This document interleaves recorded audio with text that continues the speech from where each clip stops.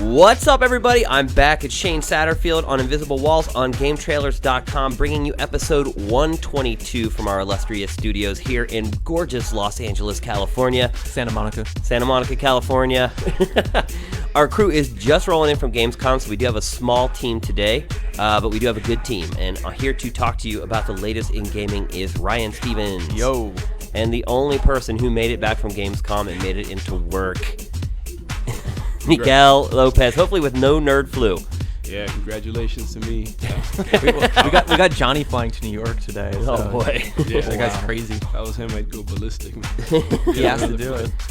And Mike Damiani's on the show today as well. Get my name right there. Damiani, I called you. Yeah, Damiani. Close. Despite the small numbers here, we do have a lot of really good stuff to talk about today. We are going to open up the full can of whoop-ass on Metroid Other M, something that we've been waiting a long time to talk about, so really excited about that. We're going to give you the rundown on Gamescom, so stick around as we do it. Gentlemen, this is Vito Scaletta. Vito, know that this family of ours is a secret. You are entering the Society of the Chosen. A society which does not exist to the rest of the world. Our family means more to you from now on than your own family, or God, or your country. All right, so next we're going to talk about what I think we all thought was the next big open-world action-adventure extravaganza. That game is Mafia 2. A little late on the review. We had a lot of guys out at Gamescom, so we're a little behind on that one, but by now the review should be up. Patrick, you actually reviewed the game for us, and you just jumped in to talk to us about the game. What is sort of the what are your impressions, overall impressions of it so far? Well, so far, now that you've reviewed the game, what are your impressions? Well, I guess if I had to just sum it up in a nice little, tasty little treat, Mafia 2, the strongest thing about that game is that it has an outstanding atmosphere. It really puts you into the city of Empire Bay, which is kind of like this composite of, 50s, Los Angeles, New York, Chicago, and just the way it looks, just the way the inhabitants are there, the cars, the music, everything is such a nice experience that you really feel like you're taking part in the city. The problem with Mafia, though, is that you have this beautiful city, beautiful atmosphere, but you don't really get to do anything in it. It's not GTA in the sense that you get to, have all these contacts around town that you do missions for, all these little side activities to take part in. You pretty much stick to the main storyline missions the entire time. So it kind of takes you through like this Disneyland tour of the city, but you never actually feel like you're, actually playing around in it so much than just sticking to the main quest. But is there enough stuff to interact with and blow up though? Are there enough people to run over? How blow-upable is the city? It's the 50s, so it's not quite as combustible as today, I'd say. But, cars still do blow up.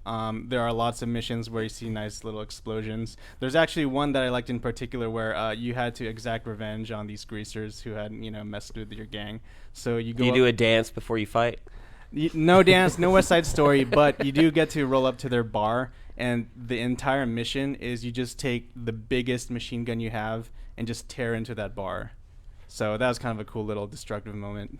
Now, does the setting limit the game? Because it's pretty much just cars, right? There's no helicopters, none of that kind of stuff? Yeah, I guess that's one kind of setback for the game. It not being the modern day times, you don't have the crazy helicopters or the boats. Or airplanes. Are there motorcycles, mopeds, or anything? No, just cars. You do get kind of like those 50s roadsters, so they're kind of race cars in the game, but it pretty much sticks to four wheels the entire time. Yeah. When you're actually on, like you said, like the Disneyland tour with a couple more extra F-bombs, I think. Exactly. I don't know. Like when I play GTA games, the side missions always seem cool that the content's there, but I always find like the actual main story content is the actual more compelling stuff. Yeah. And pretty much anytime I was walking by, you were doing story stuff because there isn't that much go around the city stuff, and all of that did actually seem pretty cool. Yeah. I don't know. No, the prison RP was pretty up there. I totally agree. If you're just looking at the main storyline stuff that it does it very well. I'd say that it's actually even better than some of the GTAs that I played recently. Wow. Just because they put so much thought into how each mission plays out. It's not just a one-off in GTA, like, for example, oh, go ahead and steal this car and bring it back to me. it's an entire chapter devoted to this kind of little story arc that you play from start to finish. And that's something that Mafia 2 really does well. These little carefully constructed missions that have a lot of follow through. Are there mid-mission checkpoints? They use a new checkpoint system where it pretty much tells you that it's saved without you like telling it to. So if you get stuck in a part where you're kind of effed, you have low life, low ammo, you might have to restart a mission just because of that. So it's kind of a drag. So I guess the big question is, like, it's a question of affordances. If you see a big city, you expect to get what you get out of an open world game, out of a GTA game. And it doesn't really deliver. And I guess, is that fair to ask? I think it is. I think if you see a big city and you can still drive a bunch of places. I know you can't go into a lot of buildings, but that's kind of par for the course for a lot of this stuff. Yep. But if you see a world, I mean, this was a big complaint I think for the first like No More Heroes too, where No More Heroes as well, because it had this big world and it was kind of fun to drive around for like 2 minutes, but there wasn't really anything to do. Yeah. So it's kind of like the old Chekhov thing. If you show a gun, you got to use it. If you show a giant like living city, you're gonna expect to be able to interact with it. And I think we may be going a little over the top because I don't know. I saw you like go into a couple stores and stuff like that. Yeah. It's not. From what I saw, it's just nowhere near as fleshed out with the extra content. Yeah. Is there character building and things like that? There isn't, and I totally agree with Ryan, because if you just base it on just the amount of stuff, like the kind of fun you can create on your own, even that doesn't really match up to something you get in like Just Cause, where you could just go totally batshit and do anything you want. I mean, it's the fact that it being in the setting, like Shane mentioned, you don't really get to do as much fun stuff, I guess, as you could in modern day times, and also just the game doesn't give you a lot on its own to do on the side besides the main campaign. So it's those two things. You definitely expect more when you play an open world game like that. I mean, Red Dead Redemption, you had so much shit to do, and that's besides the point of the stuff the game gives you. You could go hunting, you could do all this other crazy stuff. And Mafia 2, it's kind of slim in that regard. How long did it take you to finish the game? I played at a pretty measured pace. I'd say probably 11 hours, so it's a little on the short side too. I was not trying to rush through it. That was just my leisurely playthrough of it. Any incentive to go back and play it again or to dive back in? Playboy magazine. Yeah, Mike mentioned it. There are collectibles in the game. I guess that's one of the only side extracurriculars you could do, and these are good collectibles because they're Playboy nudies from the 1950s. Are they really, when you open up the magazine, are they really naked? Yeah. Really? Yeah, they're showing everything. Do we have bush? Maybe a little bit of natural, There's no such thing as a little bit of bush from the 50s. I think they called them beaver shots back then. Yeah, that was more before, you know. That was before the Brazilian wax. And what was it I heard? Apparently they're tracking how long you look at those images if you connect online. They're keeping stats on how long you look at each image. Do you get an achievement? the perv achievement? Yeah, but there's Hairy palms. there is a statistic that says how long you've been staring at a Playboy mag, so make sure you don't stare too long. And going back to what you were saying, Ryan, about how the side missions in GTA, a lot of them are throwaway, I completely agree. You're right. A lot of them are kind of pointless, but also some of them, I think, do end up providing some of the better experiences. Like from GTA 4, like I thought the whole dating part of the game was one of the things I enjoyed like more than a lot of the more main missions of it. So I think it does give you kind of an opportunity as a developer to sort of branch off and do something that may not make a whole lot of sense in a cohesive larger mission, but as a little one-off it does. So I think you do maybe lose a little something with Mafia 2 and not having sort of this peripheral. Well, they're doing some DLC too. I'm not quite sure how they're handling that per se, but it'd probably just be more like little story chapters, I think, than a bunch of little side missions. Mm-hmm. Yeah, I think the PS3 version comes with Day 1 DLC. And there's supposed to be more along the lines. Day 1 DLC. Gotta love that. Yeah. You've got some balls. Yes, I do. Want to get on your bed, son? Gamescom. Now, we kind of ran down the show as a whole last week talking about the big announcements, of which there weren't very many. A few, I guess. But Miguel's here to talk about sort of the biggest moments from the show for him, and I would also like to talk to you a little bit about what it's like to go to Gamescom, what it would be like for someone from here in the States to go over there. Would they have a big language issue? Just sort of give us the whole vibe of Gamescom in Cologne. Sure, yeah, right on. As far as the first question goes, if you go to one of these trade shows, you're kind of in like this sort of international friendly bubble where Nerd bubble. Well, yeah, that too. But you check in at a hotel where people speak English. The cab drivers, at least the ones that are taking you to and from the airport and to and from the convention center, they all speak English too. Once you're out of there, though, like once you're done working in the evening and go out to have dinner, then yeah, you best have a German phrase book to at least try. And So generally, the people in Cologne overall, unless they're working in the service industry, probably don't speak a whole lot of English. Yeah, I mean, you probably shouldn't assume. Sometimes when they see you struggling with German, they'll respond to you in English and say, "Hey, we speak English, sorry." But yeah, I think it's always a good sign if you like try to speak the language, and it also helps if you're gonna go out for dinner, if you could have something that helps you read the menu. Right. Now, as far as the show itself is concerned, there are public days, which obviously doesn't happen at E3, and you really only get a chance to do that at PAX here in the U.S. Yeah. So there are public days that they can go. Is it worth it for someone to take sort of a little mini vacation to Germany, which is an awesome place to vacation all on its own, and then sort of hit Gamescom for a day or two while they're there? Yeah, it looks like a whole lot of fun. I mean, from our perspective... What do you mean it looks like? You were there. Working grueling hours. It looks like it could be fun. Yeah, if you're just there hanging out, man, that's going to be a blast, But from our perspective, we're basically lugging around equipment going from one appointment to the next. Yeah. And for us, the public days are a bit harder just because there's that many, that many more people in there to wade through. But yeah, no, it looks like a blast, man. There's people all over the place, people that you could probably easily bond with because you're into the same kind of thing. A lot of young people, but also a lot of people, I guess our age, for lack of a better term. He doesn't want to say we're old. Yeah. Post-adolescent. Yeah. 25 and up. So, are there plenty of games to play on the floor there, or is most of the stuff behind closed doors for the press? Do you have to pay to get in? How does that all work? Yeah, you have to pay to get in. I'm not sure how much it costs, but I would assume that it's the same as going to like Comic-Con or something. And for the most part, unless it's sort of like the stuff that's just been announced, everything is there on the show floor. Was it E3 in duplicate? For the most part, yeah. For the most part, there wasn't much new. Although there were things that people have never, stuff that we've never played before that was available there, like Guild Wars 2, for instance. People were able to go in and play a crap load of that. Call of Duty was there, playable. One of the weird things about going to Gamescom, though, is that since it's in Germany, they have a pretty strict lockdown on violence, so-called mature content. So a lot of that stuff was actually basically boxed off in the booths. You would see like a big banner of the game, but you'd have to go through a line and go into this little behind. I don't trust Germans with lines. They also do that. They also do that at other public trade shows, like at Comic-Con, when like Capcom them to draw out their like mature content. They're in those little booth areas, so it's not just there, but they are. It seems like they were stricter in Germany. From, like, last and here, year, like you go into one of the main halls where all the games are, and there might be like a handful of kiosks on the outside, but all the big stuff is all behind these big walled enclosures. Interesting. Yeah. Now talk a little bit about the things that you saw that really sort of struck a chord with you. I have the same, man. The Witcher 2 looked sick. Wow. Yeah, they had a great presentation for that where they set you in an auditorium and they basically played through 20 minutes of the game.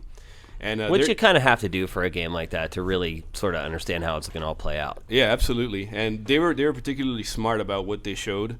They basically showed just to sort of preface this, one of their big things is variability in the main quest, like stuff you do in early on in your playthrough will have effects hours later, which compare that to how most of these RPGs work, where you do get a couple of big decisions, but they're usually like a climactic thing deciding who lives and who dies. If what they're saying is true, then you're gonna be making, which is a big caveat. Yeah, right. I mean, who knows, man? I like to take them at their word because the game looks cool and I want it to be good. Yeah. But what they showed was like a prison break scene, and they said, okay, if you would have let this character live, this is how it would have played out. So they played through a 5-minute sequence where you see the guy that you spared. So they actually showed the branching paths. They did, yeah. Great. Then they switched to another one. Okay, if you had killed this guy, then you encounter his mother down in the catacombs, and she's not immediately predisposed to helping you, but since you saved her, then this happens. Mm-hmm. And then they switch back and forth between those two scenarios to kind of show you the different ways that little... It continued to play out. Yeah. So I mean, they illustrated their point well, and the game looks excellent. It looks immediately impressive. Like, it's got really good graphics. I'm sure they were running it on some hot hardware. But built for the PC first. Right. But they're really clear about the fact that they want to make this for PS3 and Xbox 360. He said as much. Oh, really? Yeah. Because they kind of put their port of the first game kind of like on hold. Yeah, I forgot what it was called, something Wolf or something. That. Tomas Gap, the senior producer, he said, he kind of went just short of announcing, like, we want this game to come out for consoles, but we don't have anything to announce yet. And the first time I saw the game, they were playing it on an Xbox 360 controller. So this was at E3. Mm-hmm. So I assume that they're actually developing it, and that, this game, I think, has a big enough profile. The first one sold like crazy. What's the other game that you saw that really sort of hit you? Actually, Inversion. It's being done by Saber. Yeah, and I guess at first glance it looks like a Gears of War ripoff, and it's literally like down to interface elements, like the same little bits of feedback that they tell you, that they give you, like how to interact with cover. Like, that's all there. It looks like, superficially, it looks just like it. But the thing that they're doing that's really cool is they're bringing the element of gravity into it, and I don't know, it just seems like it works really well. So as an example, you'll be running through, doing your roadie run between bits of cover, and then all of a sudden some scripted event or some enemy will come around that totally fucks with gravity, and then you sort of lose your footing. And you have to reorient yourself on another surface. I'm not sure if I'm. Do you have a jetpack or anything? Or no, you don't have a jetpack. Starting to sound a whole lot like Inception, the game, right there to me. Right. You're gonna change does he change walls like in some cases, yeah. In some cases, you just create a gravity well where you're shooting behind cover, and then all of a sudden some crazy thing happens, and you and your enemies are both like caught unaware, and you're just like floating upwards. And your character also has like gravity powers where you could like do stuff like, I guess a typical stuff you'd expect, like a force push, but you can also do like a crazy shockwave that batters shit around you. You could now, how does the gameplay work when you go into zero gravity? Descent? They didn't show that many instances where it was zero gravity for a long time, but there were some instances where all of a sudden you were in a gravity well, and then you started floating upwards. And I think at that moment it's just like you got to struggle to like survive until you get back on square footing. And I got to interview the guys afterwards, and one of the questions I asked was like whether or not there would be enemies that kind of thrive in zero gravity, whereas you're kind of struggling. And he said, like they're thinking of ways to kind of play with your kind of native discomfort in that environment by including enemies that will kind of beat your ass when you're doing that. So I don't know if I'm doing it justice. Like it looked really good. Like, just on a technical level, the graphics look super cool. And there's a lot of cool technology in there as well. It's like really destructible. They told me that they actually have some of their engineers working full time with Havok to work on something that they call Havok Destruction, which is just like an application of the Havok engine that creates more realistic destructible environments. Well, it sounds a little bit like Dark Void. Like Dark Void? I was gonna say that too. Dark Void, or some of the Time Shift, or Fracture with the zero G parts in Dead Space. Right. Yeah. But no, I mean, from what you saw it though, and it looks legit at this point. It was a good little vertical slice. Yeah, it was a pretty brief demo, but it looked impressive. I came away with it wanting to see more, absolutely. And just like you get, I think at this point we can tell when there's been like a big investment on a game's technology, and this game certainly looked it. Would you go back to Gamescom?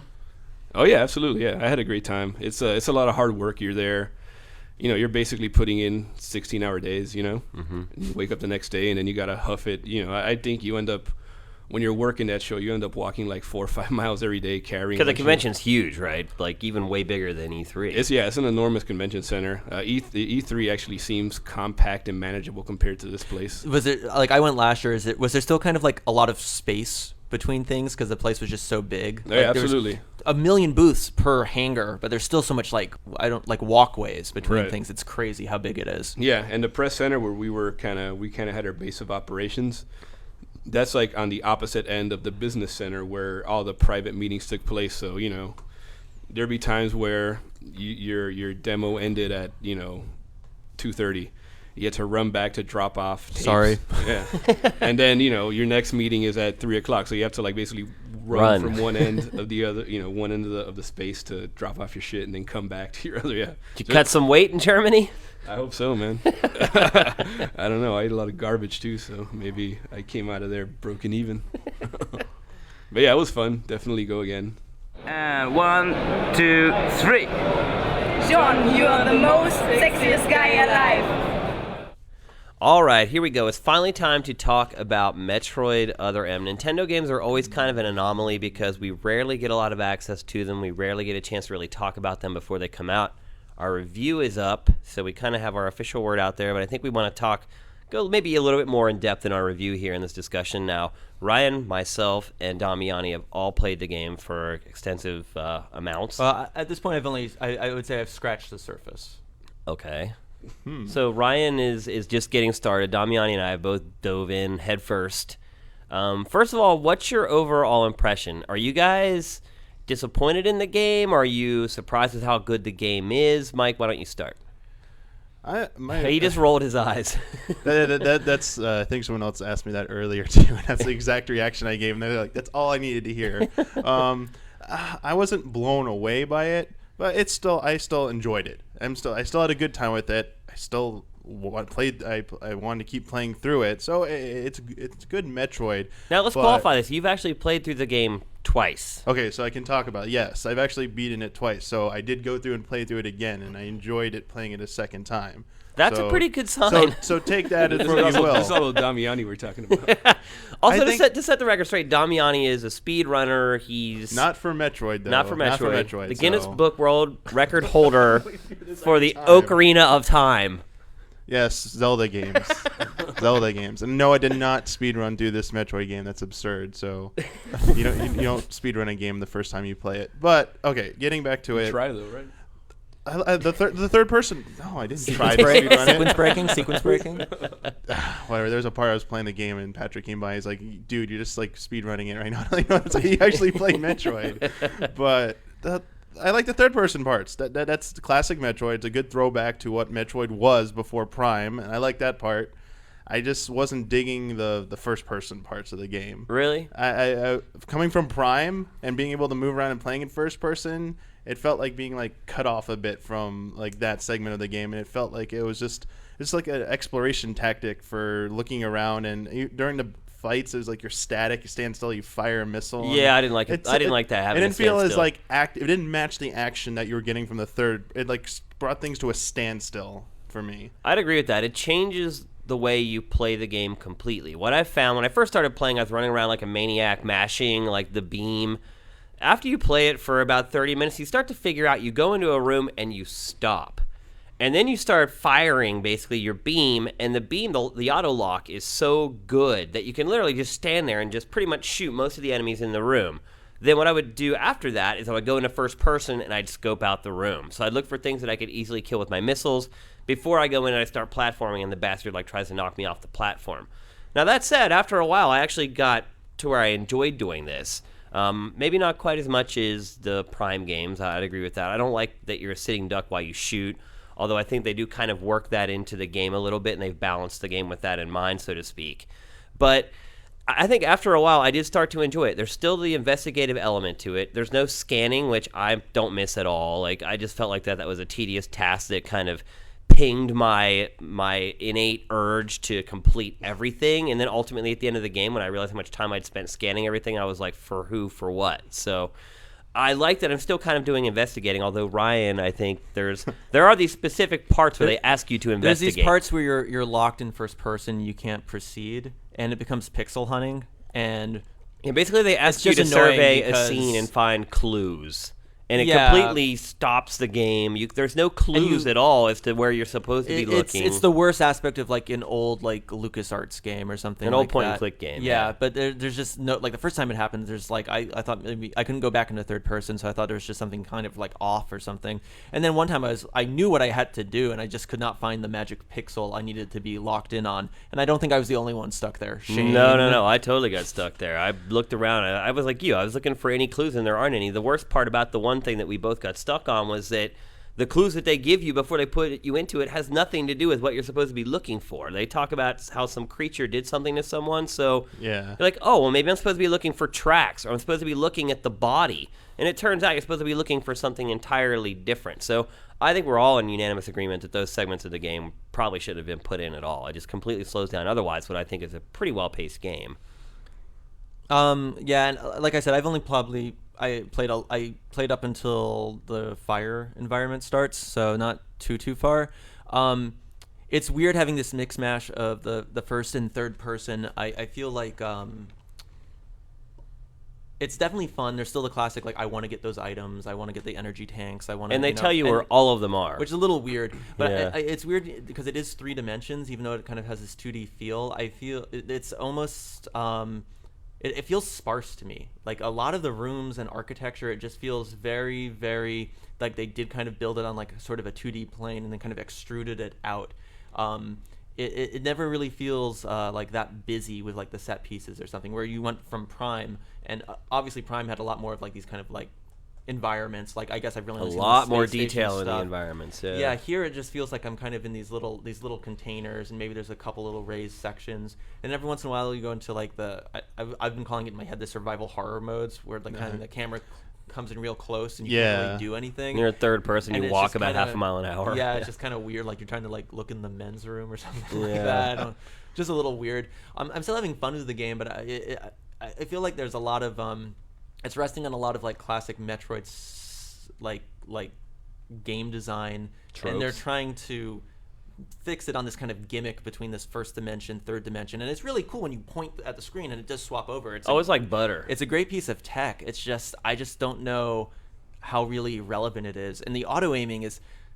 It's kind of like that's really generous. Yeah, I mean that's one of the things where it's like, you know, back in like, you know, Super Metroid or the original Metroid, you know, you had to aim and shoot, and it was 2 dimensionals, but they made it tough. Here they're like, oh, you're using the D-pad, you're not using an analog stick when you're running around in 3 dimensions, which is already a little bit weird. I wouldn't say it's bad per se. Overall, I'm impressed with it though. Controlling a 3D game with a D-pad, I thought was going to be horrible, and it actually works pretty well. That was, I think, where they had to make the kind of the trade though, is that where you're going to be walking around with the D-pad, so we have to make the auto aim super generous, because there's no real like fine tuning on. There's no way you could shoot in 3 dimensions with the D-pad. And not just that. I mean, even though the dimensions it is 3-dimension spaces you're moving through. Most of the time, you just need to hold one direction on the D-pad to get across. It's not like you need to really move around in 3 dimensions. You're either moving left, right, up or down. Yeah, so, and the diagonals work when you need to. Yeah. In combat, like again with the auto aiming and going into the first person to shoot, I know this is a Team Ninja game, and it's a little weird. I mean, obviously it has the dodge move, which seems very Team Ninja. Also very generous. Yeah, I mean, basically, as long as you're holding the D-pad, you're gonna dodge pretty much. But I don't know, like, you know, the melee combat. There's not enough. Like that's what I want to know about. What do you think about that? There's not enough Team Ninja in this game. Yeah, it doesn't really feel like the most like a Team Ninja game. Yeah. Although there are some parts of it, though, that feel very Team Ninja, like the wall jumping. Like, there are certain times where I'm playing this game where I feel like I'm playing Ninja Gaiden, in all honesty. It feels, and I know it's a total nod to Metroid, and Metroid had those elements as well, but there are many parts of this game that feel very much like a Ninja Gaiden game. But then there are other parts that don't, like the melee combat. It seems like it's just totally random whether you actually get on top of enemies or not to do the finishing moves. It's like my best jumps never land. The jumps that I think are way off the mark, you end up landing on top of them to like sort of deliver that finishing blow. But there's no hand-to-hand, really. I mean, there's that dodge move, there's the finishing moves, and there are some cool sort of context-sensitive ones. Like sometimes she'll pick up enemies and swing them around and slam them down. Like every once in a while you get a little nugget of that's really cool. But overall, I think Team Ninja, you know, they really pulled back the reins and kind of let Nintendo drive the design and the gameplay of this game. I'm curious to hear what you guys think about being able to refill your missiles and your health.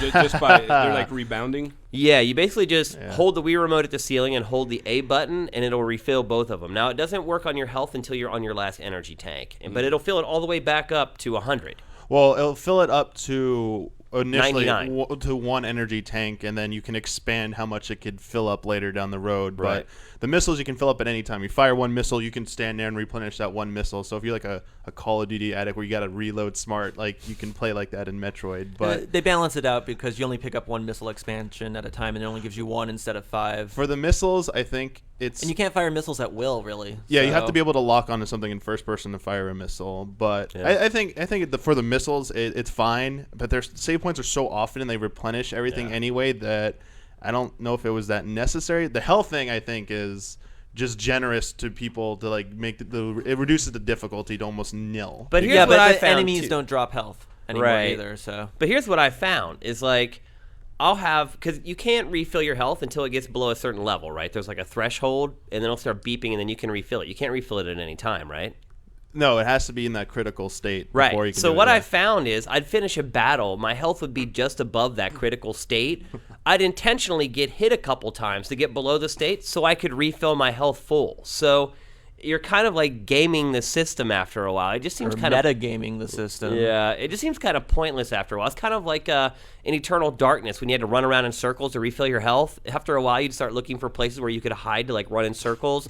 I find myself doing the same thing in this game. Well, to be fair, like, without mentioning specifics, like later down the road, there are some battles that you come across where they're so frantic, it really does not afford you the opportunity to do that. Oh, you know, obviously there's parts like that, but I've also found myself after I complete a section or complete a big battle, my health isn't quite low enough to replenish. I find some stupid little drone enemy to hit me a couple times to get me below it, and then I refill it. I just end up running back to like a previous save point. Like if I progressed ahead and like I took too much damage, I'd be like, let's just get my health filled. But the thing they do is respawning enemies. Once you go back to a room and you cleared it out, they respawn all the time. So you have to kind of put up with that a little bit. Now, we've been complaining about this game a lot, but the game is freaking awesome. Like, despite all these issues, I've still had a blast with the game. I mean, it's a ton of fun. It's very well paced. The cinemas, I think, are going to be a big sticking point for some people. Obviously, Samus talks, which, you know, she hasn't really done. All you kind of hear is grunts before. Not only does she talk, she blathers on them. She's a talker. That's been my big question. Like, it reminds me of like Blade Runner, like the non-director's cut, where Harrison Ford. like I was walking down the street and it was raining. I was a Blade Runner. What about all this expository stuff? Is it like? Are you thinking like finally I get to know the story of Samus, or is it like what the fuck is this shit doing in Metroid? Like, I think some of it you're like maybe it was better that I didn't know. I think it's a Japanese game, so they really dive into the sort of mental aspects of it. The existential woes of Samus Aran. The big part of the story is it's her and like her old commanding officer who they kind of split up and now they're working together again, and they just. You know, she's constantly wondering what her old officer thinks and what he's doing. So it's this like introspective. She just will pop in every once in a while and just sort of just this VO will go on with her talking about like whatever the situation is at hand. It's a little too much. The cinemas are gorgeous, though. I'll say that much. Like the CG is amazing. It's full screen. It looks incredible. It's not this underscanned bull crap we get with Wii games a lot of time where there's a black border around them. The production values in the game are awesome. It doesn't quite look as good as a Prime game. Like Brian said, there's not as much detail in it, but it's very clean. It runs pretty smooth. I saw a couple slight frame rate drops here and there. Very stylized. Going outside, I think, for the first time was amazing. I thought it looked gorgeous, particularly outside versus being inside. I had a ton of fun with the game. So I don't want us to sort of send out a message that this game isn't good or it's not spellbinding, I guess maybe is the best way to describe it. It's not genre destroying. It's a little weird. It is. It's a good game that's a little weird. It tries some stuff that kind of works, some stuff that doesn't work. It's definitely a unique experience, and it definitely is a Metroid game. I think that may be a lot of people's fear. They definitely captured the spirit.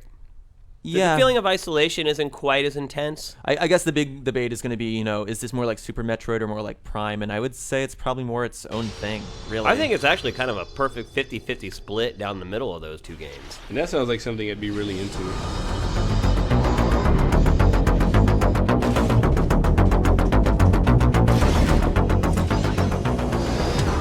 All right, folks. So, yeah, we saw your comments. What was the avatar? Have we finally stopped jerking off to come and talk about this? I believe it was circle jerking. Yeah, stop jerking each other off on invisible walls and talk about the problems with the website. Okay, so the reason we haven't talked about this is because it's one of those things where we assume that it's going to be fixed, and by the time we talk about it, it's going to be sort of a moot point. But as you guys can tell, there's been some issues with the site recently, and they haven't been fixed right away. We know about the issues. In fact, we know about probably more issues than you guys even know about, and we're working very hard to fix them. In fact, it's pretty much all hands on deck here, an emergency situation to get it fixed. So we do sincerely apologize for the issues you're having with the site. I know the biggest one is with the comments. And being able to message other users on game trailers, that's just sort of scratching the surface of the issues. It does sort of stem from some things that happened at E3. Our site basically got crushed at E3. We had to make some changes to make sure it stayed up, and we're just kind of dealing with the repercussions of that now. And I know there's a lot of you out there that are programmers, and you're like, I could come in there and fix that tomorrow or fly me out there. It's not that easy. When you work at a big corporation, you just can't bring in a ringer. Anyway, just... Trust me when I say we're working very hard to get it fixed. We know there are issues. Continue to send us your issues. Obviously, we appreciate that very much. You guys are the best bug testers in the world. You guys work the site over, and you guys know what the real issues are. At the same time, we do know a lot about a lot of them, and we are working really hard to fix them. And we do apologize for any issues. And please bear with us and stick with us while we get this stuff up to speed. We are trying to prioritize the issues based upon your feedback. So the stuff that you guys are complaining about the most, we're trying to fix first. It's a long process, and none of us are programmers. So at some point, we can only scream so much until we have to put it into the hands of our programmers and let them handle it. So we stopped circle jerking. We came here to talk to you guys about this. We're all out of tissues. And we do know there are problems. We are working on them, and if you could just bear with us, we'd really appreciate it. Most of the big issues should be fixed really soon. Here we go. Hey John, I don't know you, but I hope you're going to be well in the future, and maybe I get to see you.